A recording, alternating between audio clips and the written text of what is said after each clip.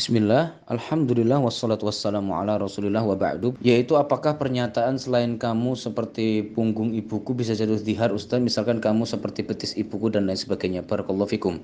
Para ulama mengatakan bahwa dihar itu ada dua macam secara redaksi, ada yang benar-benar terang, ya, ada juga yang sorry, ada juga yang kinayah atau menggunakan ungkapan-ungkapan lain tapi sebenarnya mengarah ke hal yang sama. Kalau ungkapan terang itu seperti mengatakan seperti ini. Ini kalau dalam budaya Arab itu ya mereka kalau mau ya menyatakan kebencian ke istri itu bisa menggunakan kalimat ini, yaitu mengucapkan anti alayya ka dhuhri ummi. Kamu itu seperti punggung ibuku. Seperti itu. Ungkapan itu berarti biasanya orang Arab kalau sudah mengucapkan itu tandanya dia sudah nggak suka lagi sama istrinya, seperti itu. Sudah nggak suka lagi dan nggak seneng lagi sama istrinya, lalu dia mengeluarkan kalimat kebencian seperti itu. Kalimat kebencian yang berisi tahrim, yaitu unsur mengharamkan, ya, mengharamkan istri. Maka dari itu barakallahu fikum, itu ungkapan sorry atau ungkapan terangnya seperti itu. Adapun kalau ungkapan kinayah atau ungkapan yang sifatnya adalah kiasan menggunakan konotasi, maka bisa bermacam-macam seperti ungkapan kamu itu seperti sebagiku sudah seperti adik kandung saya atau kan seperti adik kandung sendiri. Kamu sudah seperti mungkin bibi saya sendiri. Kamu sudah seperti mungkin barangkali menggunakan nama-nama lain. Seperti itu yang termasuk dalam jalinan mahram yang hukumnya adalah haram. Di sini para ulama mengatakan kalau itu menggunakan kalimat yang tidak terang seperti ini atau konotasi, maka dia harus diperiksa dulu oleh hakim pengadilan agama. Maumu apa? Ya, sebenarnya sih kalau orangnya sendiri paling tahu kalau dia memang niatnya mau dihar, berarti nanti kalau dia mau mendekati istri lagi ya harus membayar kafarat dihar, yaitu memerdekakan budak atau ya berpuasa 2 bulan berturut-turut atau memberi makan 60 orang miskin. Seperti itu kalau seandainya dia melakukan dihar.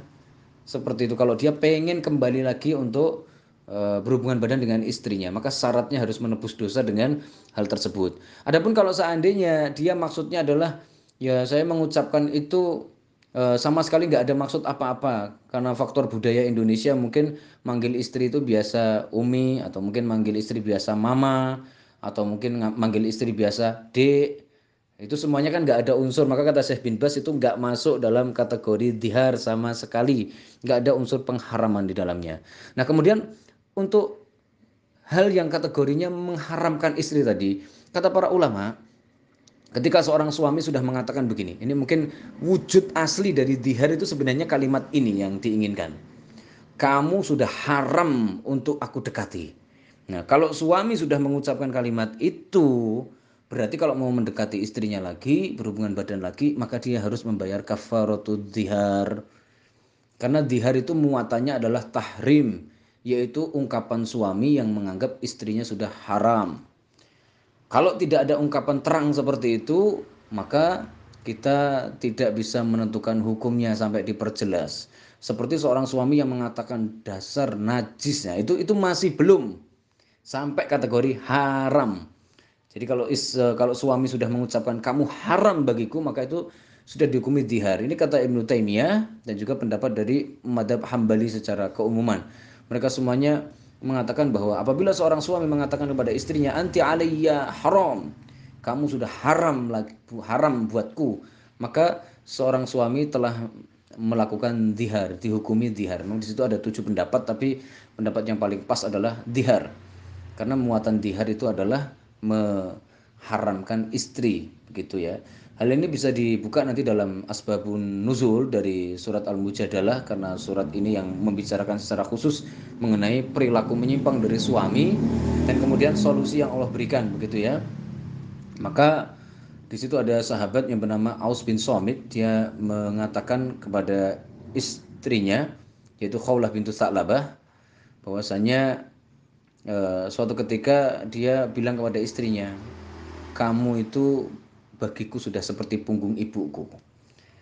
Ungkapan ini kalau yang dengar orang Arab itu langsung perempuan pasti bakalan down.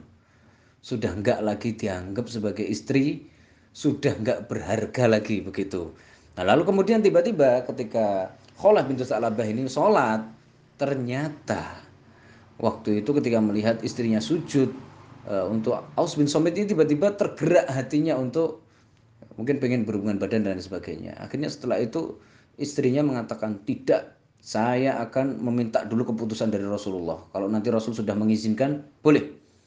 Pada waktu itu dia datang berkali-kali menemui Rasulullah, berkali-kali Rasul menyampaikan, saya masih belum dapat wahyu, saya masih belum dapat wahyu.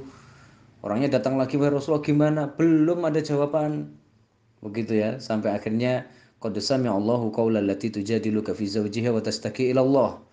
Dan Allah sudah mendengar pembicaraan kamu berdua tentang wanita yang mengadu bahwa suaminya telah melakukan zihar.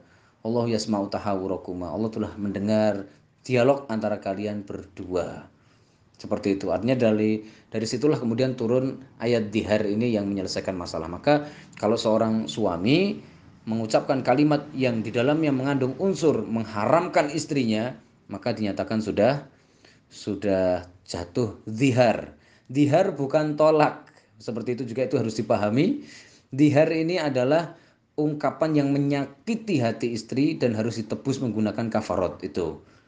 Berbeda dengan tolak. Kalau tolak kadangkala nggak menyakiti hati istri sama sekali begitu. Maka berbeda sekali antara zihar dengan tolak ini. Barakallahu fikum.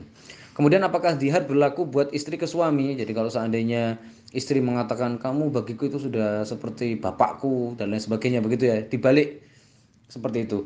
Kalau kita perhatikan tidak.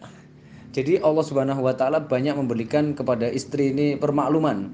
Karena Allah juga mengerti bahwa wanita itu seringkali tidak bisa menahan emosinya.